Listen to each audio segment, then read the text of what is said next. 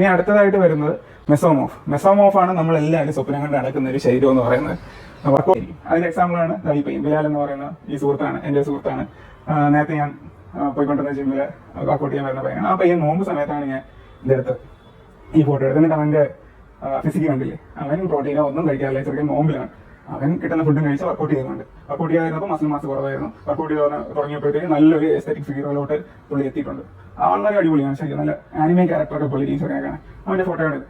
പിന്നെ അങ്ങനെയാണ് ഈ മെസോമോഫിന്റെ കാര്യം പറയുന്നത്. അവൻ എത്ര കഴിച്ചാലും ഇല്ലെങ്കിലും ഒക്കെ അത് ഇങ്ങനെയൊക്കെ തന്നെയാണ്. പക്ഷെ വർക്കൗട്ട് ചെയ്യുമ്പോൾ മസിൽ വോളിയം ചുമ്മാ കയറിക്കൊണ്ടിരിക്കും. മസിൽ വോളിയായിട്ട് കയറുള്ളൂ, ഫാറ്റ് വോളിയം കയറാറില്ല അവർക്ക്. അതാണ് അവരുടെ ശരീരത്തിന്റെ പ്രത്യേകത എന്ന് പറയുന്നത്. എല്ലാവരും സ്വപ്നം കാണുന്ന ശരി അതാണ്. അപ്പോൾ മെസോമോഫിലുള്ളവർക്ക് ഞാൻ കണ്ടിട്ടുള്ളവർ അവരെ റിക്കവർ ചെയ്യുന്ന കുറച്ചുകൂടി സൈസ് വെക്കണം. കാരണം അവർക്ക് ഈ മസിലിന് കുഴപ്പമുണ്ട്, നമുക്ക് എത്ര കിട്ടിയാലും മതിയാവില്ല, പൈസ കിട്ടുന്ന പോലെയാണ്. ഇനി എന്നുള്ളൊരു ചിന്ത, ഇനിയും സൈസ് വേണം. അപ്പോൾ മസ്കുലർ വോളിയം എത്രത്തോളം കിട്ടുമോ അത്രത്തോളം അടിപൊളിയായിരിക്കും കാണാനൊക്കെ. അതുകൊണ്ടാണ് അവരങ്ങനെ ആഗ്രഹിക്കുന്നത്.